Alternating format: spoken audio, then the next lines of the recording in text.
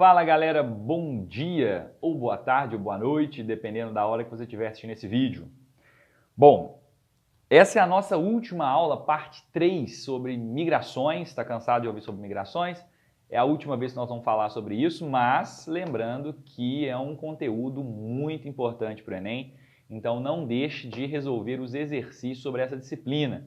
Estou com a sensação que essa câmera está torta. Acho que agora ficou bom, hein? Bom, e aí o que nós vamos falar hoje? Só vamos dar um passinho para trás para você lembrar. A gente já falou sobre os conceitos introdutórios de imigração. Depois nós falamos de migrações internacionais, né? Tanto fluxos de emigração, de saída e de imigração envolvendo o Brasil. E agora, por último, nós vamos falar dos fluxos internos. Então, os fluxos brasileiros internos. Isso é que nos interessa nessa aula, beleza? Então, os fluxos internos são aqueles que acontecem dentro do território brasileiro e nós vamos dividir em dois tipos de fluxos. Os fluxos interregionais, que acontecem entre as regiões, e os intra-regionais, aqueles que acontecem dentro das mesmas regiões. Então, nós vamos começar com os fluxos interregionais, que são os clássicos, né? A migração que envolve mais de uma região para outra. Por que o Brasil tem esse tipo de fluxo interregional? Lembrando que interregional se refere às macro-regiões do IBGE, tá? Nordeste, Norte, Sudeste, Centro-Oeste e Sul. Por que o Brasil tem esse tipo de fluxo? O Brasil tem esse tipo de fluxo porque o nosso território, primeiro, ele é muito extenso, muito grande. E segundo, porque o nosso território ele se desenvolveu de maneira desigual, desequilibrada. As regiões se desenvolveram economicamente de maneira desequilibrada, fazendo com que algumas regiões, como a nossa, Sudeste, fossem muito mais desenvolvidas do que outras regiões, como Norte e Nordeste. Isso tem a ver com um processo histórico, tá, do território, nós vamos tratar isso em um outro momento. Então, devido a esse desequilíbrio econômico de desenvolvimento, acontecem os fluxos interregionais.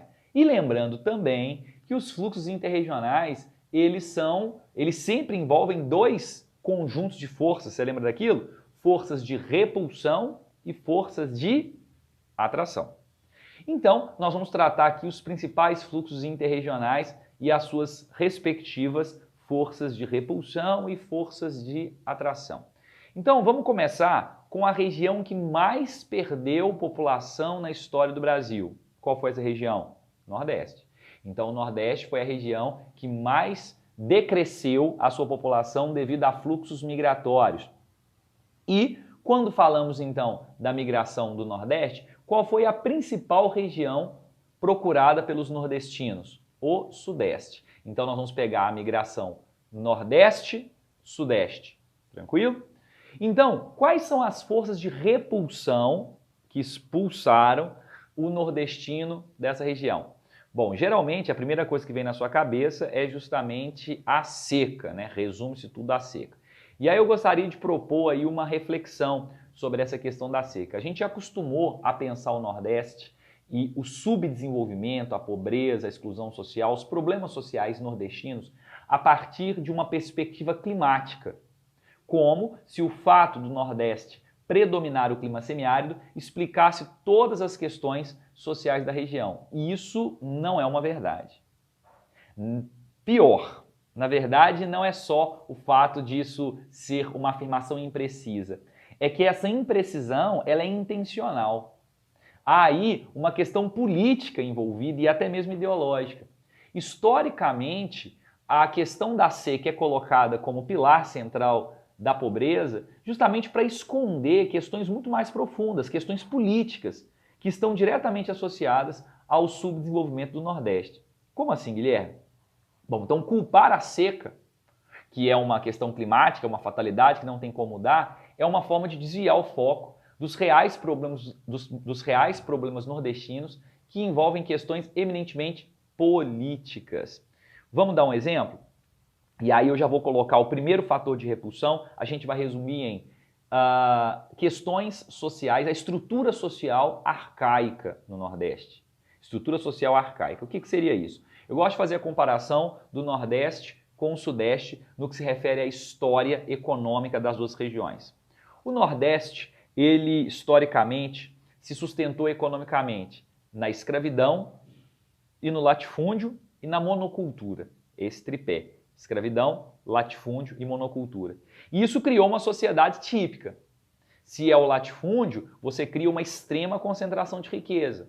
Se é a monocultura voltada, inclusive, para exportação, você cria uma economia dependente do mercado externo, muito mais susceptível a crises, e também que não constrói um mercado interno. Então, toda a economia voltada para o mercado externo. E a questão da escravidão reforça o abismo social entre uma pequena elite que possui os meios de produção, né, a terra e etc., que consomem produtos importados, e você cria uma massa de pessoas que eram escravas e que depois da abolição da escravidão vai se tornar essa massa empobrecida, sem a capacidade de consumo, e aí, se não há consumo, não há produção, não há geração de emprego, não há geração de salários, que alimenta o consumo, e vira aí um círculo vicioso, ou um ciclo vicioso, né? Agora, o sul do Brasil. O sul do Brasil é um outro tripé, que é o minifúndio, o trabalho livre voltado para o mercado interno. Então, se há o minifúndio, quer dizer que a riqueza é muito mais bem distribuída. Se há o trabalho livre, quer dizer que a geração de salários, gerar salário, produz consumo, consumo produz produção. E aí você tem um outro círculo, daí virtuoso, positivo. Então, isso é uma questão social, histórica, econômica e política. Por que política? As mesmas elites coloniais e imperiais, coronelistas, que estão na história do Nordeste, elas continuam se reproduzindo no poder sob novas roupagens. Então, o senhor de engenho do século XVII, ele se torna hoje a base da estrutura política do Nordeste, deputados, senadores, governadores, o que vai reproduzindo essa estrutura de exclusão social e de abismo, né, de desigualdade. A seca, então, ela aparece só como agravante. A questão do semiárido, ela é um agravante à situação de pobreza, porque aí sim, produzir alimentos fica muito mais complicado, existe muito mais investimento tecnológico e o problema é agravado. Então você tem aí esse fator de repulsão, as estruturas sociais e econômicas arcaicas. Foi essa nossa frase que define esse processo. E a atração? A atração envolve o Sudeste, né? Ao contrário, o Sudeste, ele se desenvolveu, especialmente porque foi o berço da indústria nacional, então ele se desenvolveu e aí, né, a urbanização, a industrialização vai gerar emprego e daí por diante vai produzir, né, uma atração de fluxos migratórios muito grandes para essa região. Tranquilo? Segundo fluxo, o nordestino ele não foi só para o Sudeste. Agora nós também temos o fluxo Nordeste, nós vamos estudar o fluxo Nordeste, Norte do Brasil. A repulsão é a mesma que a gente acabou de falar, a estrutura social e econômica arcaica. Agora, o que o nordestino foi procurar no norte do Brasil? Bom, foram diversos fluxos migratórios para o norte. No século XIX, início do século XX, você teve o ciclo da borracha, né, na Amazônia, e isso atraiu nordestinos. Na segunda metade do século XX, especialmente no governo Vargas, também no governo JK, nos governos militares, você teve uma série de projetos de desenvolvimento regional, né, visando desenvolver a região norte do Brasil com infraestrutura de estradas, como o caso da Transamazônica, como a exploração mineral, como é o caso da Serra dos Carajás, no estado do Pará, ferrovias hidrelétricas, e também isso envolveu políticas de distribuição de terras mais baratas. E isso também atraiu nordestinos para a região norte do Brasil a partir desses projetos públicos de desenvolvimento regional. Tranquilo? E mais um terceiro fluxo envolvendo o Nordeste, Sudeste, Norte e também um surto migratório para o Centro-Oeste nos anos 50, envolvendo a construção de Brasília. Muitos nordestinos foram atraídos pela geração de emprego, pela construção da capital federal no governo JK nos anos 50. São chamados de candangos, né, os operários que foram para o Distrito Federal, né, construíram Brasília e hoje, né, habitam ali as cidades satélites que foram estrategicamente construídas para abrigar essa população mais pobre, uma vez que Brasília tinha uma outra função urbana que era abrigar o poder. Então eles estão ali, seus descendentes estão ali nas cidades satélites de Brasília. Tranquilo? Então esse primeiro ponto aqui que a gente trabalhou foi só envolvendo a região Nordeste, para Sudeste, para Norte e para Centro-Oeste. Tranquilo? Agora a gente vai para a segunda região que mais perdeu, a primeira foi o Nordeste, a segunda região que mais perdeu população para fluxos migratórios, que foi a região sul do Brasil. Nó, Guilherme, que surpresa, região sul, né? Tão bonito, tão chique, né? Gramado, Gisele Bündchen, Rodrigo Hilbert. Por que o povo está indo embora do sul? Por causa do frio? Obviamente que não, né? O que fez com que historicamente o sulista migrasse para outras regiões tem a ver também com um processo histórico chamado de fragmentação fundiária. O que é isso? Bom, como eu já disse no tópico anterior de Nordeste, o Sul ele foi ocupado a partir de uma outra estrutura econômico-social. Foi o minifúndio, o incentivo à imigração que nós vimos na aula anterior, né? O incentivo de imigrantes europeus, o minifúndio, o trabalho livre voltado para o mercado interno. Muito bem. Essas famílias europeias que ocupavam o Sul em pequenas propriedades foram se reproduzindo, né? As gerações vieram, a segunda geração, a terceira geração, e à medida que as gerações iam se sucedendo, a propriedade da terra ia se fragmentando pela herança. Então vieram lá os avós que morreram, e aí a terra ficou para os filhos, que foram para os netos, e aí você tem uma intensa fragmentação fundiária. E o aumento da população vai gerar ali um desequilíbrio de oferta e demanda de terras. Vai haver muito mais muito mais demanda do que oferta. E o preço das terras no sul vai começar a subir. Bom, é nesse mesmo momento, ali na segunda metade do século XX, especialmente na década de 60, que o campo, o meio rural, vai viver também uma grande revolução tecnológica, que ficou conhecida como Revolução Verde, que é um tópico que nós vamos trabalhar no futuro, num outro conteúdo chamado Geografia do Espaço Agrário, Espaço Rural Brasileiro. Mas é importante a gente entender esse processo aqui. Então a Revolução Verde, ela foi um processo de um salto tecnológico no campo, produção de tecnologia, né, maquinário, biotecnologia, adubação química, fertilização, que propiciou que a região centro-oeste, que historicamente, você vê isso na geografia física, né, ela era menos ocupada e também a agricultura menos desenvolvida por conta dos seus solos pobres, solos ácidos do cerrado. Foi possível, a partir desse solo tecnológico, torna-se possível o cultivo em grande escala no centro-oeste brasileiro. E como você tem lá uma oferta muito maior de terras, isso vai criar um fluxo migratório do sul para o centro-oeste, em busca de terras baratas, agora com a possibilidade tecnológica de cultivá-las em grande escala. Ainda tem a questão do relevo também, aí conteúdo da geografia física, o relevo dos planaltos planos, não é redundante eu falar plano, né? O planalto do tipo chapada, nem todo planalto é plano. Então as grandes chapadas do centro-oeste que ainda facilitam mais a mecanização e cria esse fluxo migratório sul-centro-oeste. Então as cidades vão sendo fundadas ali no centro-oeste, cidades jovens, né, da segunda metade do século XX, e essas cidades que vão até hoje girar em torno do chamado agronegócio. Esse processo de expansão da agricultura tecnológica, mecanizada, a agricultura altamente produtiva, é chamada de expansão da fronteira agrícola. Muita atenção a esse conceito. Expansão da fronteira agrícola também vai ser trabalhado aí no futuro na nossa geografia agrária. A expansão da fronteira agrícola significa a expansão de áreas de cultivo para áreas que não eram cultivadas, né, dominadas basicamente pela paisagem natural. E aí a fronteira agrícola vai avançando do sul para o centro-oeste, né, cidades como Bonito, Sorriso, estados aí do Mato Grosso, Goiás, Mato Grosso do Sul, que até hoje, né, são estados que se destacam, o centro-oeste brasileiro é a região que mais vai contribuir para o PIB brasileiro no que se refere ao setor de agropecuária, né, então tanto a criação de gado, como a plantação de grãos, milho, soja e tal. E aí essa fronteira agrícola não para. Então a gente viu essa migração sul-centro-oeste, mas essa migração continua avançando para o nordeste e para o norte. A fronteira agrícola continua avançando, então esse processo é dinâmico. Lá no fim dos anos 90, início dos anos 2000, essa fronteira agrícola está chegando no interior do Nordeste, oeste baiano, sul do Piauí, né, Tocantins, sul da Amazônia. E aí esse fluxo migratório continua avançando, a fronteira agrícola continua avançando, especialmente por uma área que ficou conhecida, também nós vamos falar disso depois, o chamado Matopiba, Maranhão, Tocantins, Piauí, Bahia. Então isso faz parte do mesmo fluxo migratório, tá certo? Então, segundo tópico aí, migração sul para centro-oeste, norte e nordeste. Beleza?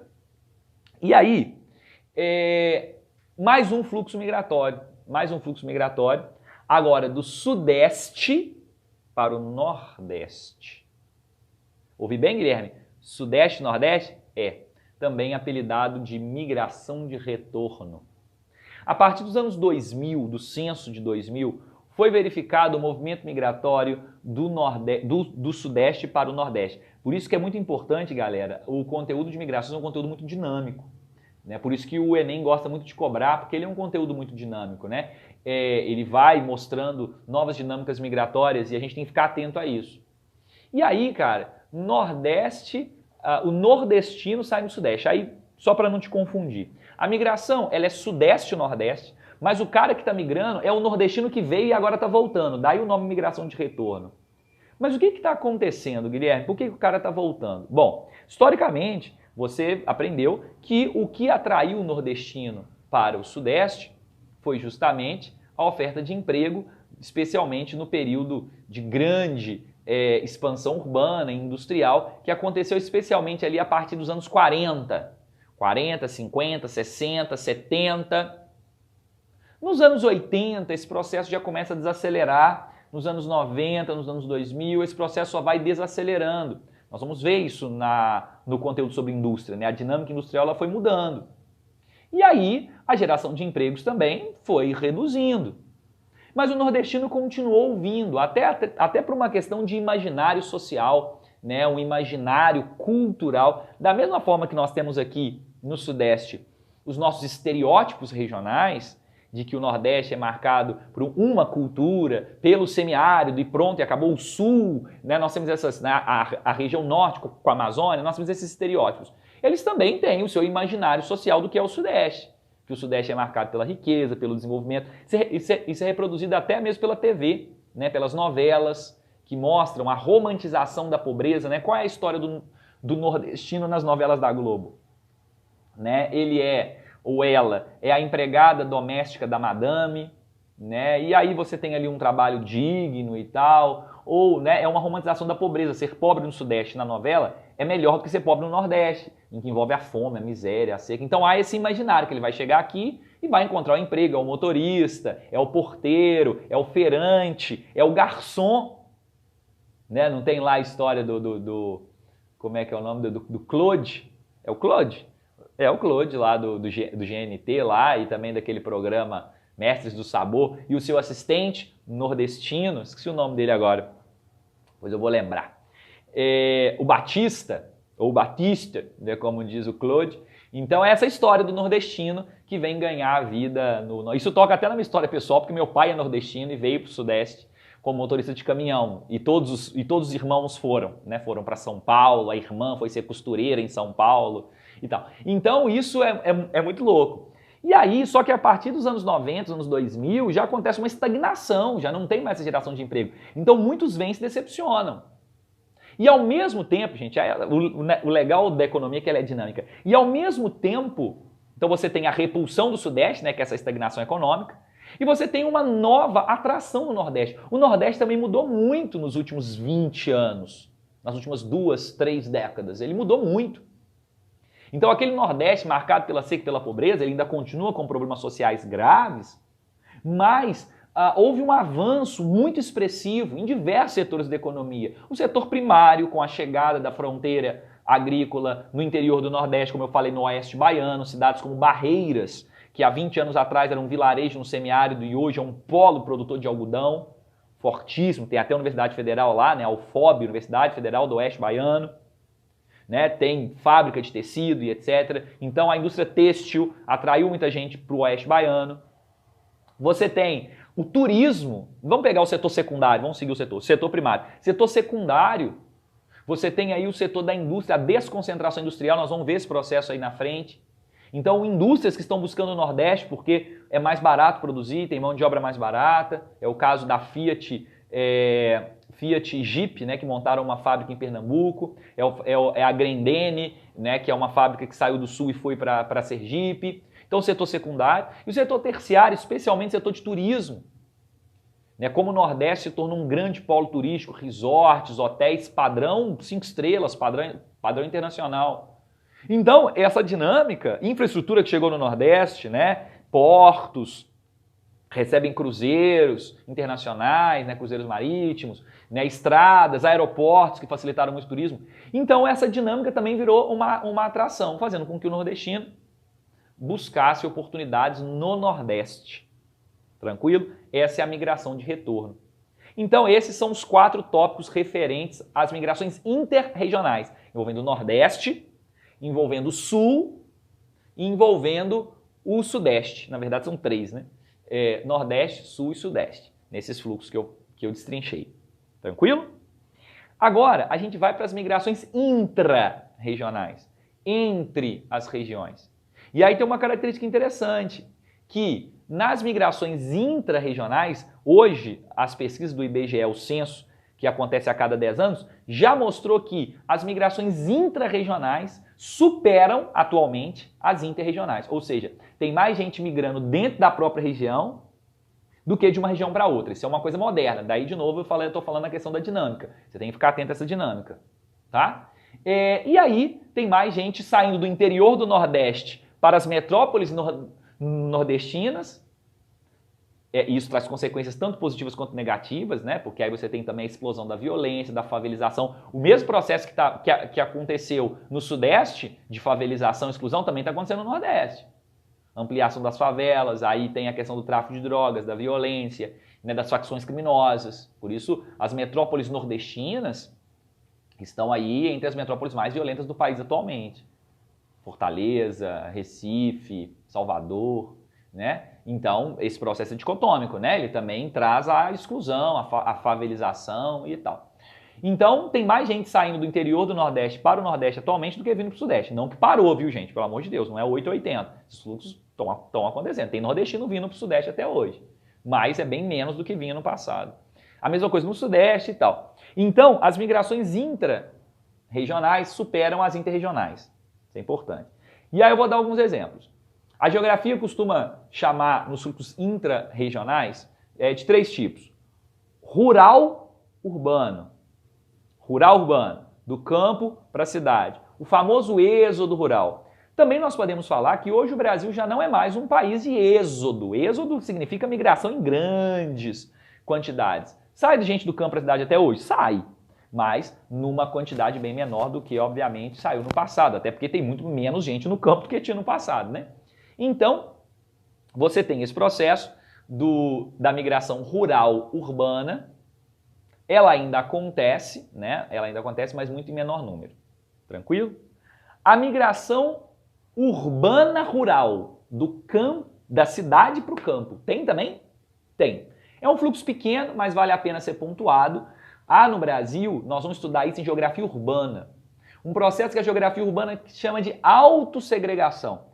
A expansão de condomínios em áreas rurais, que vendem justamente essa qualidade de vida do campo, e isso vem criando essa migração, né? Por exemplo, o pilar do marketing do Alphaville, né? Venha morar no campo e tal. Então, embora seja um fluxo pequeno, é importante registrar esse fluxo. Agora, migração urbano-urbano. Migração urbano-urbano é a mais importante de todas, galera, porque ela envolve aí 2 questões importantes. A primeira é o que o IBGE vem mostrando também, a relevância das cidades médias. Relevância das cidades médias. Uma coisa que mudou também na dinâmica migratória é que no passado a população ia do interior para as grandes metrópoles, das cidades pequenas para as grandes metrópoles. E esse fluxo se inverteu. Hoje, as cidades médias, do Porto de Valadares, do Porto de Patinga, cidades até 500 mil de habitantes, vem ganhando muita expressividade, né, nos fluxos migratórios. Por quê? Porque hoje você tem também uma disseminação do setor de serviços e da indústria nas cidades médias. A indústria está deixando as grandes metrópoles, indo para cidades menores, onde você tem condições melhores de produção, menores impostos, custo de vida mais barato, sindicatos menos agressivos, a questão do trânsito e da mobilidade também melhor, né? Então, isso atrai pessoas para as cidades médias e também os serviços. Aquilo que era exclusivo das grandes metrópoles, como shoppings, cinemas, grandes franquias internacionais ou nacionais, estão chegando às cidades do interior, né? Shoppings, claro, guardadas as devidas proporções, franquias, investimentos em construção civil, que vem das grandes metrópoles para verticalizar, construir prédios em cidades médias, né, por essa demanda por moradia. E aí, isso também atrai fluxos migratórios. Tranquilo? E para finalizar, 3 conceitos sobre fluxo que nós precisamos saber. Esses que eu falei primeiro, urbano, rural-urbano, rural-urbano, urbano-rural e urbano-urbano, são os chamados fluxos definitivos. Quer dizer que o cara vai sem perspectiva de voltar. Tá? Agora nós vamos ver alguns fluxos temporários, que o cara vai já com uma perspectiva de retorno. A primeira delas é a migração chamada de sazonal. Sazonal também quer dizer temporário. A migração sazonal no Brasil é fortemente movimentada pelos ciclos agrícolas, como, por exemplo, a colheita do café, a colheita da laranja. A figura mais clássica da migração sazonal é o tal boia fria. Boia fria é o cortador de cana, né? Então, no passado, ele ganhou esse nome devido às condições muito precárias de trabalho, que exigia até que ele comesse a sua marmita fria, daí a boia, né, fria. Hoje não, hoje as coisas evoluíram bastante aí no trabalho agrícola. Mas esses ciclos de colheita, como eles são sazonais também, né? Não se colhe laranja o ano inteiro, não se colhe cana o ano inteiro, então ele motiva fluxos migratórios chamados de fluxos sazonais. Tá? Em diversas regiões do Brasil, o mais próximo de nós aqui, tem as regiões do café aqui em Minas, por exemplo, da cana também, região de Ponte Nova, café, região ali em torno de Viçosa, Paula Cândido, Araponga, Caratinga também, né? Caratinga também tem um fluxo do café, São Pedro, Avaí, aquelas regiões também tem café, movimenta fluxo sazonal. Esse é o primeiro. Segundo, migração de transumância. A transumância hoje no Brasil ela é muito rara, tá? A transumância é aquela migração motivada por uma dinâmica climática. No caso do Brasil, o símbolo máximo da transumância é a seca, a figura do retirante, como foi, o Enem já cobrou com a tela do Cândido Portinari, Os Retirantes. Então, e não só o Portinari, tá? Tem diversas obras, inclusive a música nordestina, que vai retratar a história da seca, né? Que vai ficando muito agressiva, insustentável e obriga o indivíduo a migrar.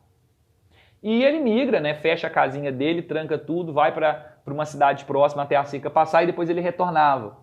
No Brasil isso é muito raro atualmente, né? A migração pela seca. Quem tinha que migrar já migrou, ela ainda existe, mas é bem mais raro do que no passado. Isso acontece em algumas partes do mundo, no continente africano, você ainda tem populações tradicionais que criam ovelhas, e aí na dinâmica climática de inverno e verão mudam de lugar. Enchentes na Ásia, quem mora ali na margem dos rios e cultiva na margem de rio, na época das cheias muda de lugar. Então isso ainda acontece em populações tradicionais no mundo, mas no Brasil já é bastante raro.